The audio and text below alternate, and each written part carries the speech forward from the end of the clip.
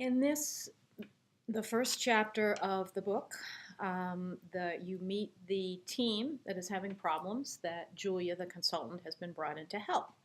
They are trying to win a multi-million-dollar economic development grant for their town, for their city, and they need to make a decision unanimously about the use of a building in town that has been left to go to ruin and has an old mill building along a river, and they're trying to figure out what should be done with it. So here we go. Oh, and let me introduce you to the people. There's Fletcher, who is the CEO of a large regional bank.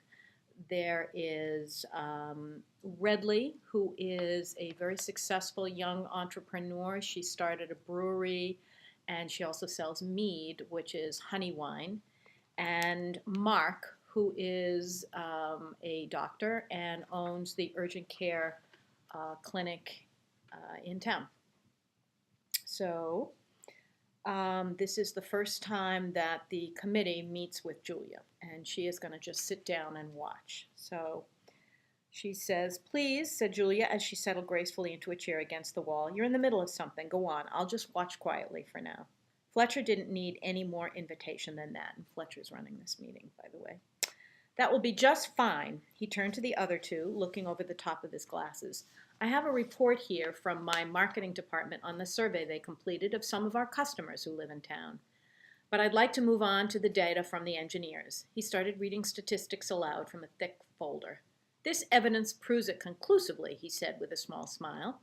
"The building footprint will not have to be enlarged, and the parking will be more than sufficient for my cultural center. So therefore—" "Don't pontificate for the audience, Fletch," interrupted Redley, pushing her thick bangs off her face. "We've heard this before. I've said it before and I'll say it again. Your symphony hall will bring in old people for a concert here and there. Fine. But most of the time, the building will be empty.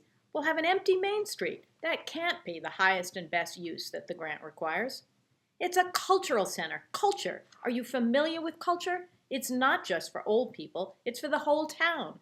Education programs for kids, afternoons and weekends. But it's not maximizing the potential of the place. Of all people, you should get that, being a banker. You understand economics. Using that building for a business incubator is perfect. Creative young people love funky reclaimed space. There's square footage enough for offices and a lobby area or a courtyard type of thing to collaborate. They'll use it day and night." "Great. Just what we need," Fletcher interrupted. "Noise problems in the middle of the night. That's ridiculous. The whole idea is ridiculous. A business incubator is not appropriate for that building. It brings in startups. People without cash. When they get money, they'll leave. You ought to know that." "Fletcher, Redley, stop already," said Mark, putting his palms up as if separating a fight. "It's not about money. I keep telling you that. This is an amazing building right in the center of town that appears to be big enough for a full complex for sports as well as a community center. We'll never find the square footage elsewhere to—" Redley and Fletcher started yelling at once. "That's not what we need. We need young startups, the performing arts, healthy exercise, businesses with people there all the time, acoustic possibilities for the concert hall." The yelling continued until Mark finally stopped and turned to Julia. "Do something," he pleaded. So Julia introduces herself to people, and she learns a little bit more who they are. And then she says, "Well, let me tell you something that I noticed about the group." And Fletcher says, "Well, go ahead, run the meeting." And she says, "I don't run your meetings. That's not my role." "Then what?" asked Fletcher. "How do you propose to help us?" "I help you pay closer attention to how you work together. Not just the content, but the patterns of the way you work that help you, and that sometimes cause you to get stuck, like now."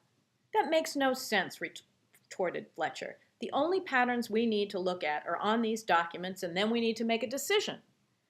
"Let her explain, Fletcher," implored Mark. Fletcher glanced at his watch, but then gestured for Julia to continue. "As Fletcher said, you do need to produce a decision," agreed Julia. "So how do you get there? Making a decision in a group is complicated. It takes some complex interactions. I look at the how of the decision, not the what." "So process versus product?" asked Redley. "I get that, being sort of in the manufacturing business." "I don't," said Mark. You know, Redley said, turning to Mark, my products are beer and mead.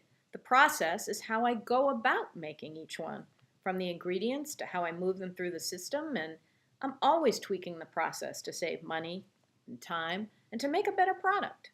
Exactly, agreed Julia. I look at the ingredients of how you work together, how Fletcher or the mayor leads you, how you respond, what you focus on. I look for patterns and opportunities to tweak the process. To use Redley's words, small changes can make big differences. The door opened and the mayor entered. Is there hope for us? He asked, looking at Julia. He was somewhat breathless, and he didn't pause for an answer. I rushed back over here. What do you think, Julia? You've chosen well, Mayor. Fine, so what's wrong then, said Caesar, settling into a chair at the end of the table opposite Fletcher.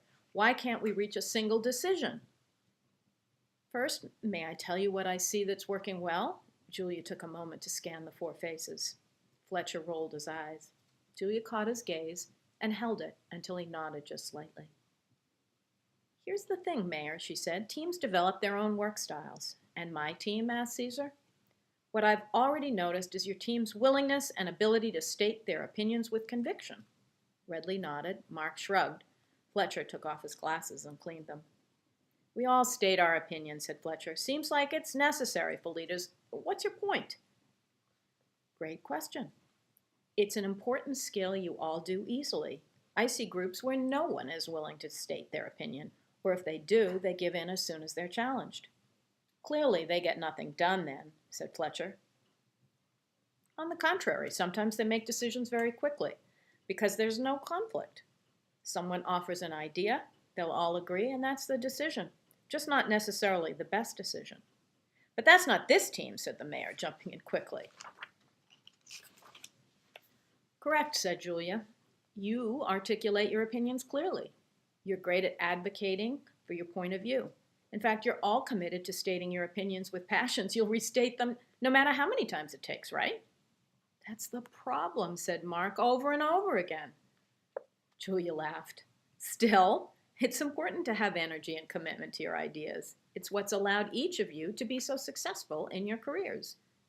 It will ultimately make you a great team. Really? Said the mayor doubtfully. Julia nodded emphatically. When no one disagrees, assumptions don't get challenged. No testing of ideas, no alternatives to choose from. You don't know where each other stands. Redley grinned. That's definitely not our problem. Right. You have clarity, agreed Julia. But it's not getting us anywhere, said the mayor. It's a starting point. Knowing what you do often, what you do well, said Julia. Appreciate it and see its value. Then use it as a choice, not a default.